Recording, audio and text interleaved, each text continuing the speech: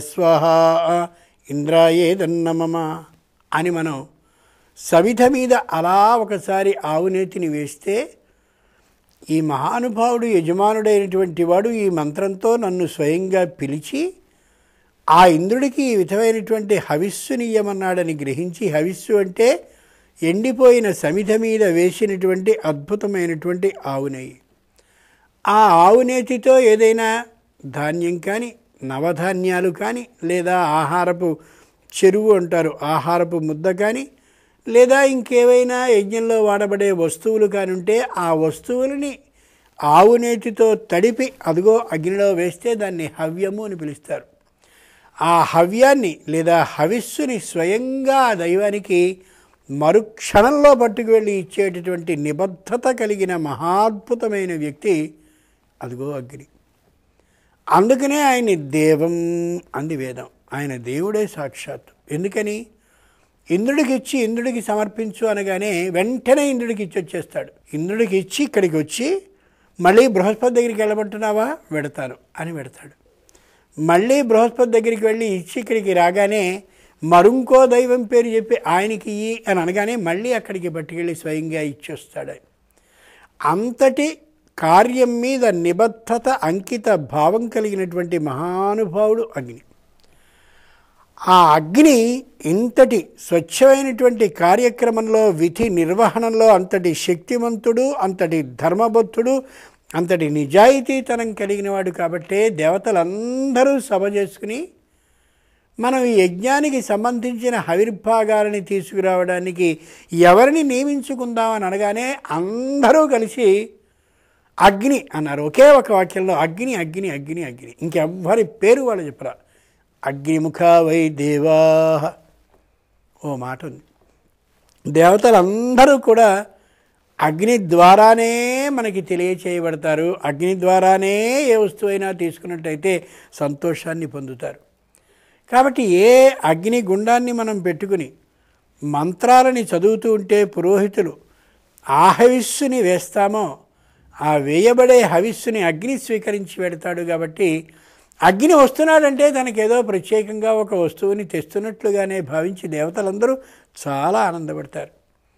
ఎవరైనా ఉపదేశాన్ని చేసినటువంటి వేళ ఒక మంత్రాన్ని ఆయన ఇన్ని మార్లు మననం చేసుకోవయా, ఓ 1,00,000 సార్లు ఆ మంత్రం మననం చేస్తే దాంట్లో దశాంశం అంటే 10,000, దాంట్లో దశాంశం అంటే 1000, దాంట్లో దశాంశం అంటే 10వ వంతు 100, దాంట్లో 10వ వంతు 10.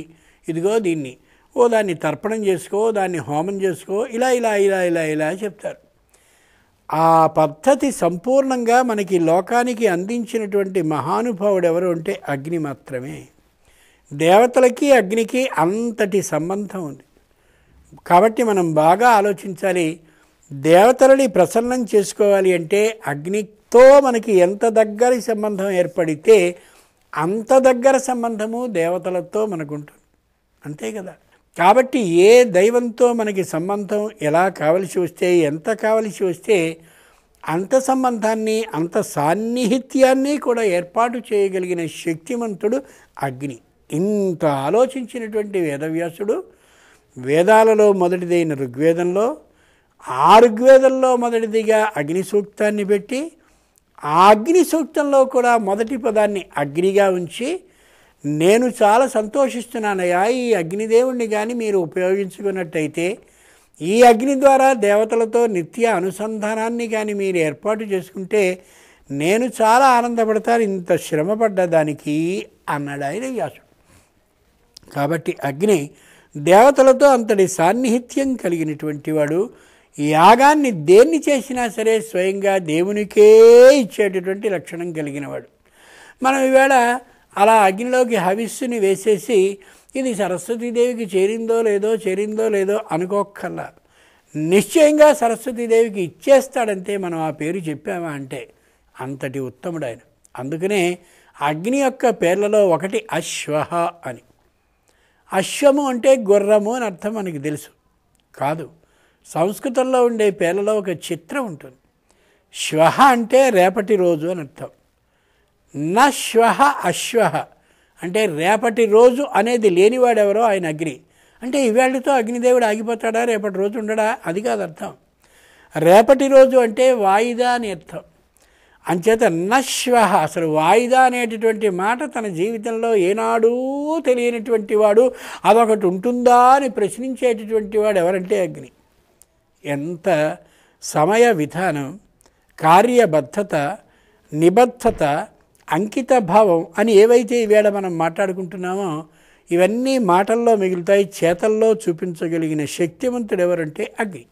అంచేతనే ఆయనకి అశ్వహ అని పేరు పెట్టారు.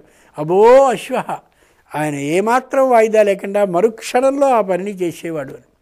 అటువంటి అగ్నిని ఈవేళ పూజించాలి మనం. ఆశ్చర్యం ఏమిటంటే అగ్ని అనేటటువంటి ఆయన విశ్వానరుని యొక్క పుత్రుడు. ఆయన విశ్వానరుడు అనేటటువంటి వాడు మహాద్భుతమైనటువంటి తపశ్శక్తిమంతుడైన ఋషి. ఆ విశ్వానరుడు ప్రపంచంలో అందరూ కొనియాడేటటువంటి ఒక పుత్రుడు నాకు కావాలి అని తీవ్రమైనటువంటి తపస్సుని చేశాడు. ఈయన మనసులో భావాన్ని గ్రహించినటువంటి శంకరుడు యజ్ఞాలు జరిగినటువంటి సందర్భంలో దేవతలకి సరైనటువంటి హవ్యాన్ని సకాలంలో తెచ్చే వ్యక్తి ఎవరా అని ఆలోచిస్తున్నాడు. కాబట్టి ఈ విశ్వానరుడికి ఆ విధమైనటువంటి పుత్రుణ్ణి కానీ కలిగించినట్టయితే మన కోరిక నెరవేరుతుంది, అతడికి పుత్రుడు కలిగినటువంటి విధానము ఏర్పడుతుందని ఉభయతారకంగా ఉంటుంది. ఉభయతారకము అంటే ఇద్దరినీ తారకము తరింపజేసేది అని అర్థం. ఇద్దరికీ ప్రయోజనాత్మకంగా ఉంటుందని గమనించి వెంటనే శంకరుడు ప్రత్యక్షమై ఏం వరం కావాలి అని అడిగాడు. అడిగితే నాకు చక్కనైనటువంటి పుత్రుడు కావాలి అడిగాడు విశ్వానరుడు. పుత్రుడు కావాలి. ఆ పుత్రుడు ఎలాంటి లక్షణాలతో ఉండాలో తెలుసునా? లోకం అంతా కూడా నిరంతరం గుర్తుంచుకునేవాడు, గుర్తింపుని పొందేటటువంటి వాడుగా ఉండాలి అన్నాడు. ఓ అవశ్యం దత్తం ఇచ్చేశానన్నాడు శంకరుడు. కాబట్టి శంకరుని యొక్క ఆ విధమైన అనుగ్రహ దృష్టి మీద శంకరుడు ఇచ్చినటువంటి వరం కారణంగా విశ్వానరుడికి పుట్టినటువంటి వాడు కాబట్టి ఆయన వైశ్వానరుడు అయ్యాడు. ఆయనలో ఉండేటటువంటిది ఏమిటంటే విపరీతమైన వేడిని రగుల్ప చేయడం. ఆ రగుల్ప చేసేటటువంటి కారణంగానే వైశ్వానరుడు ప్రతి వ్యక్తి శరీరంలోనూ ప్రవేశించి ఉంటాడు. అహం వైశ్వానరో భూత్వా ప్రాణినాం దేహమాశ్రితః ప్రాణ అపాన సమాయుక్తః పచామ్యన్నం చతుర్విధం. మనం ఆహారాన్ని తినేసి అబో జీర్ణమైపోయింది, సుఖంగా నా శరీరం ఎంత బలవంతమైనది, ఎంత బలిష్టంగా ఉంది, చాలా గొప్పది అని అనుకుంటాం. కాదు. ఇంట్లో ఏ తల్లైనా సరే అన్నాన్ని అంటే బియ్యాన్ని వండి అన్నంగా చేస్తుంది. కానీ భగవద్గీత ఏం చెప్తుందంటే పచామ్యన్నం చతుర్విధం, నేను మళ్ళీ అన్నాన్ని వండుతున్నాను అంటాడు. ఇంట్లో భార్య కూడా అంటుంది అన్నాన్ని వండుతున్నానని. అన్నాన్ని వండడం అంటే బియ్యాన్ని అన్నంగా చేయడం అని ఆవిడ అర్థం. కానీ ఇక్కడ అది కాదు. బియ్యాన్ని అన్నంగా చేస్తే ఆ అన్నాన్ని నువ్వు తిన్నావు, నువ్వు తిన్న అన్నాన్ని నేను వండుతున్నాను అని అర్థం. భగవద్గీతలోని శ్లోకం ఇది. ఇదేమిటి ఈ మాట? కారణం ఏమిటంటే మనం ఆహారాన్ని స్వీకరించాక అహం వైశ్వానరో భూత్వా లోపల వైశ్వానరాగ్నిగా అవుతుంది. ఆయన వైశ్వానరాగ్ని ఏం చేస్తుంది? ప్రాణినాం దేహమాశ్రితః, ప్రతి ప్రాణి అంటే 84 లక్షల జీవరాశుల్లోనూ కూడా వైశ్వానరాగ్నిగా ప్రవేశిస్తాడు. మనం అనుకునే అగ్ని వెళ్ళి ఏం చేస్తాడు? ప్రాణ అపాన సమాయుక్తః పచామి అన్నం చతుర్విధం. మనం తిన్నటువంటి ఆహారాన్ని 4 సమభాగాలుగా చేస్తాడు ఆయన. ఒక భాగాన్ని రక్త మాంసాలుగా అభివృద్ధి చెందేందుకు వినియోగింపజేస్తాడు తిన్న అన్నంలో. ఒక భాగాన్ని బుద్ధి పెరిగేందుకు ఏర్పాటు చేస్తాడు. మరొక భాగాన్ని వ్యర్థ పదార్థంగా విడిచిపెట్టే విధానాన్ని ఏర్పాటు చేస్తాడు. ఇంకొక భాగంలో మనం పూర్వ జన్మలో చేసినటువంటి పాపాలు ఏవైతే ఉన్నాయో ఆ పాపానికి సంబంధించిన వ్యాధి వచ్చి దానితో అనుభవించే విధంగా, దానితో బాధపడే విధంగా ఏర్పాటు చేస్తాడు మనం తిన్న అన్నాన్ని. అబ్బే నేను రోజు బ్రహ్మాండమైన ఆహారాన్ని వైద్యులు పరీక్షించగా ఉన్నదాన్ని తిన్నాను, నాకు రోగం రాదు అనే ధైర్యము హక్కు ఎవడికి లేవు. అంతటి వైశ్వానరుడనే అగ్ని శరీరం నిండుగా వ్యాపించి ఉండి మనం తిన్న ఆహారాన్ని సక్రమంగా వండుతున్నాడు కాబట్టే మనం సుఖంగా జీవించగలుగుతున్నాం.